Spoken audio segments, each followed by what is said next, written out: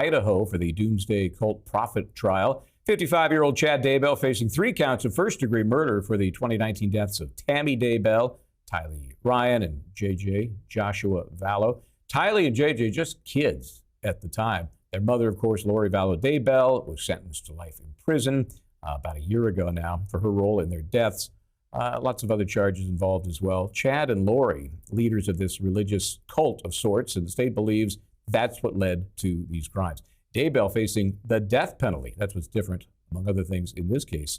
Trial could last up to 10 weeks. No, yesterday, jury was not present. Judge Boyce held a hearing. During the course of a trial, law in motion happens. Jury is not there for these motion hearings. This was an order to show cause hearing regarding Mr. Terry Ratcliffe, okay? He files a motion before jury selection. So he files it last week, truly the 11th hour. And we're not sure why it was delayed, but it was. Could be that maybe the court felt has nothing to do with this trial, and I think you're going to see why. Watch this and we'll talk. The pleading the court received is entitled Motion to Intervene and to Continue the Trial in These Proceedings, filed by Mr. Ratcliffe on his official office pleading letterhead, signed by Mr. Ratcliffe as the attorney for the defendant, both on the signature line and on the caption. I'll note the pleading incorrectly spells the word motion. It incorrectly spells the word continue.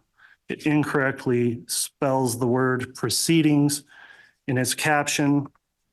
And when I reviewed this, I'm going to tell you, Mr. Ratcliffe, I was angry then, and I think I'm angrier now about what you did. Mr. Ratcliffe, you are not the defendant. You are not the state. You are not a prosecutor. You are not the defense attorney. You are an attorney with a license that filed something asking me to stop this trial when I don't think you had any legal standing to do that. And I'm going to give you personally an opportunity to make any explanation you want as to some of my questions. Okay, well, I know I've never been more proud to be an attorney. That is a mess. When the judge is asking you, what the heck are you doing here? What are you intervening if and for? Intervening it's a very important legal process, but you need to have some sort of basis to stick your nose in, where in this case it doesn't seem to belong. So, still with me, Natalie Whittingham-Burrell, also, of course, Catherine Lizardo. So, Catherine, what's the motivation here? What does this attorney want, and why would he be bringing this 11th hour attempt to stick his nose in this thing? Well, Mr. Ratcliffe is filing a motion to intervene, which means that he wants to insert himself into the trial. That's my legal definition of intervening, because he wants to be the defense attorney for Chad, saying that he is death qualified attorney. What that means is that he is qualified to represent a defendant in a death penalty case, which is what we have here. Chad is possibly if he gets convicted, could get death penalty. Now, Chad's current lawyer is not death penalty qualified. And in Idaho, that's okay. That's within the law. If you're facing the death penalty in Idaho, you can choose whoever lawyer you want, even if they lack experience in capital cases, which is what Chad did here. He exercised his right. Now, this attorney comes in and says, hey, no, I want to represent him because I have the experience. So that's why the judge is very upset with him with the improper motion or lack of standing, meaning he has no basis to do that, plus all his errors in spelling when he filed his motion. Yeah, I think that's kind of harsh. If it were the only thing he did wrong was, so he put an extra E in the end of motion. There's only one E in motion last time I checked. So those kind of mistakes, we do make mistakes, things happen. But Natalie, this guy's not invited to the party. He has no real standing. He says he's not even aligned with the defendant whom he wants to represent now. So, misguided is probably the nicest thing I can say about it. Yes. So let's be generous here and just say that as an Idaho attorney, he's concerned that attorney is handling a death penalty case without being death penalty qualified. But my understanding is that Chad Daybell paid for this attorney, and that is his choice. He can have whatever attorney that he chooses, and that is the attorney that he chose. And so far, Chad Daybell's attorney is doing a great job for such a tough case. And so I really think he needs to stay out of this. Maybe even an amicus brief would have been more appropriate, but not trying to intervene in a case with a person who has not asked for you to intervene in their case. Just not a good look. Yep, I understand that. I had some dates like that back in college. So let's hop back into the courtroom. Let's listen to more. This is the hearing, again, Terry Ratliff saying he should be involved. This was filed last minute, full of errors, and the judge had a few things to say about this. So Terry S. Ratliff, attorney for Terry S. Ratliff in this case. It should have signed citizen. Citizen? Yes. Why are you referencing your bar number if you're just citizen? Again, it's the form, Judge. It's a reference to the form.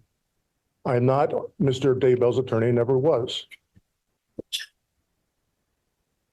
You put this on a pleading. If you look at the top left, you've got your name, your Idaho State bar number, your Ratliff Law offices, and attorney for defendant. You're telling me you mistakenly just wanted to file something as a citizen and not as a lawyer? I was looking for immediate relief because of the concerns I had about the case, Your Honor. And why were you doing that on a Friday night at almost midnight? You've known about this case for a long time, according to your own content here, right? That's correct. So why are you doing it then? Because I thought I needed to do something to slow it down.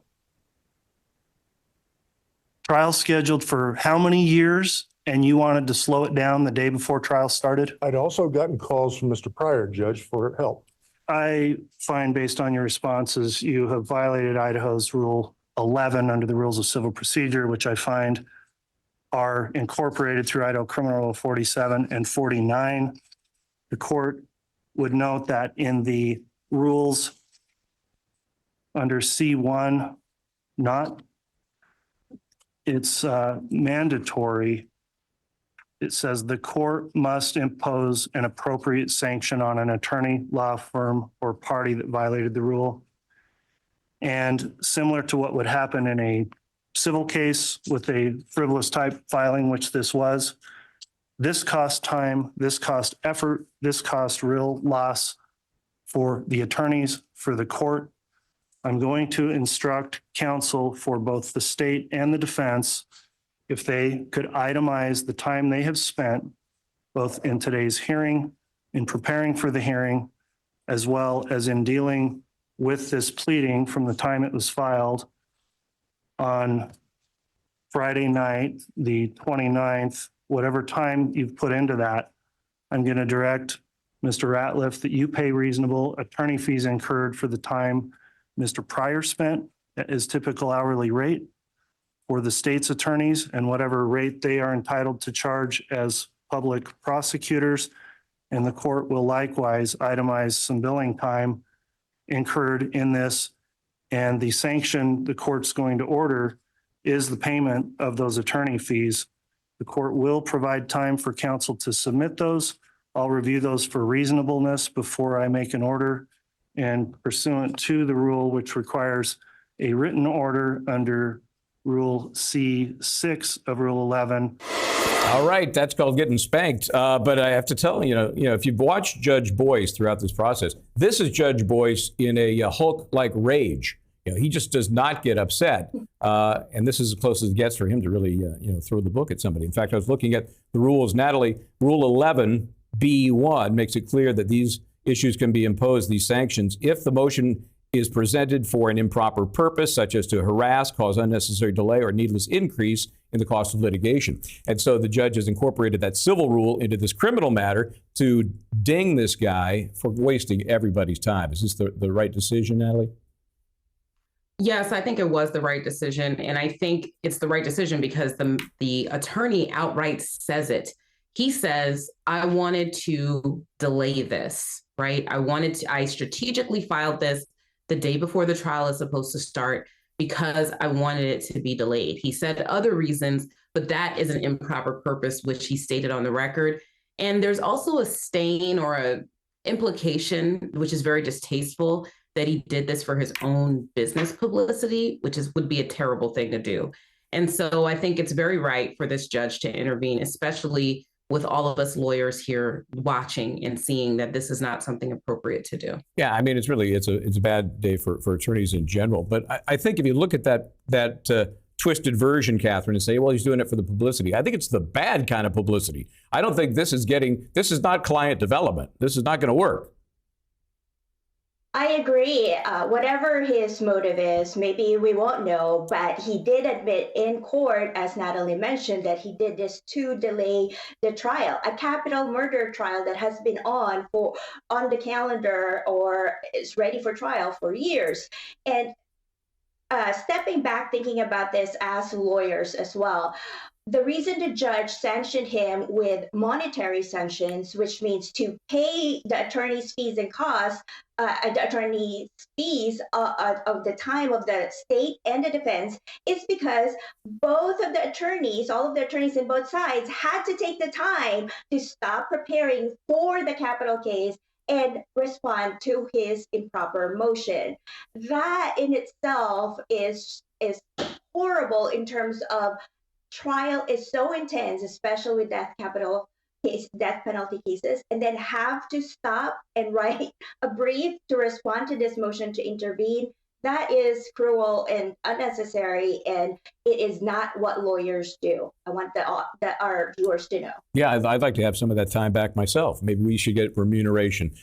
Let me ask you one last question on this, Natalie, because it does raise the death penalty issue, which we've talked about before, and you know, the attorney for Mr. Daybell is not death penalty qualified, but that's fine. That was his choice. So if we look at this intrusion in the best possible light, he had some good intention, if maybe misdirected, right? Right. And so that's why I said I wanted to be as fair as possible and just say, yes, maybe if I was a death penalty qualified attorney in the state of Idaho, watching this case and seeing that somebody was not qualified, I would be concerned, maybe reach out to the attorney, which it seems like he did do here, but to intrude was just going way too far. Yeah.